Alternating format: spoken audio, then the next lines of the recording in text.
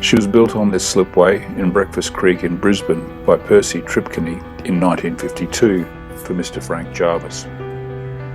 When built, she was powered by a GM 671, but today she sports a Gardner 6XL diesel.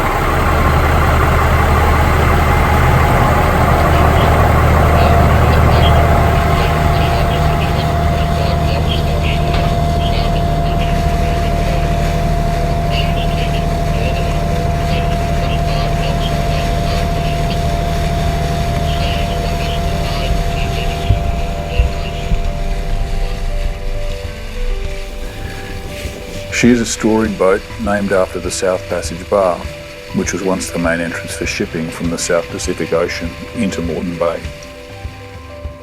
The bar is located between the two sand islands, Moreton to the north and North Stradbroke to the south. Frank Jarvis married a man named Frank Day's daughter. Day's gutter, which is just inside the South Passage Bar, was named after Frank Day. It's thought that the family's connection to the locale influenced the choice of the South Passage's handsome name.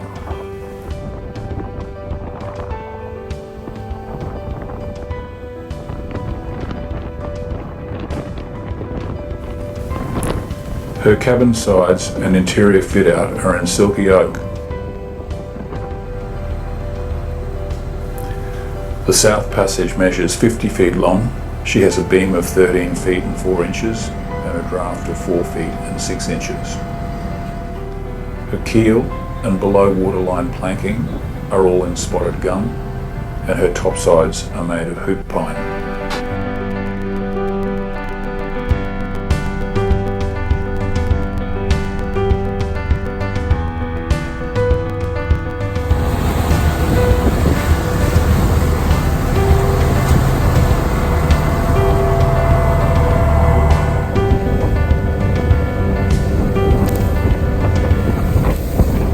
Her highlights are appropriately coloured Moreton Bay mustard.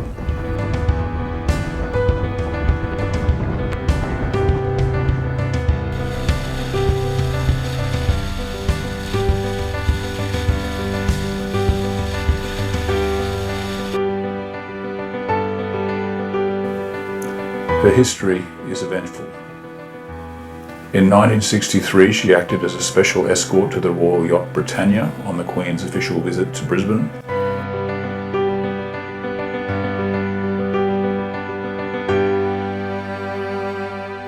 In 1970, she acted as radio relay ship for the Brisbane to Gladstone yacht race. Her most notorious escapade, however, occurred in 1988. In 1986, the South Passage found herself in Townsville, where she was purchased by two men from Sydney, Hugh Dillon Edwards and his brother Vaughan.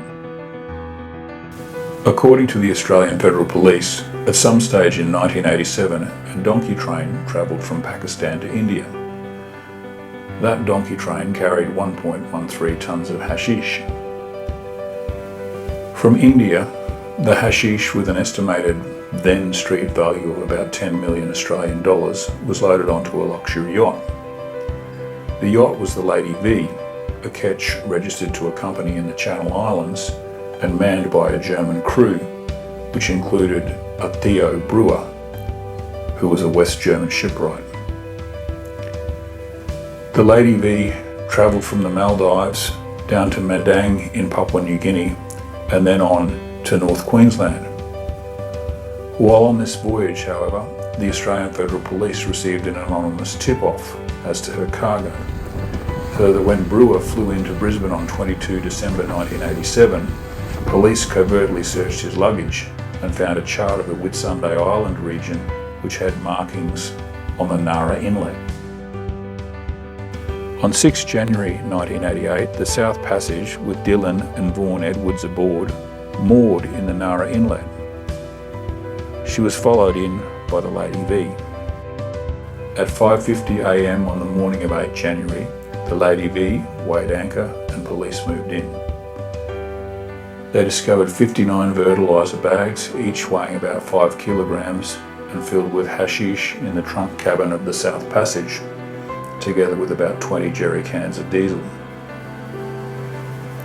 After a trial, Dylan Edwards was sentenced to 9.5 years in jail, while Bourne was sentenced to 8 years.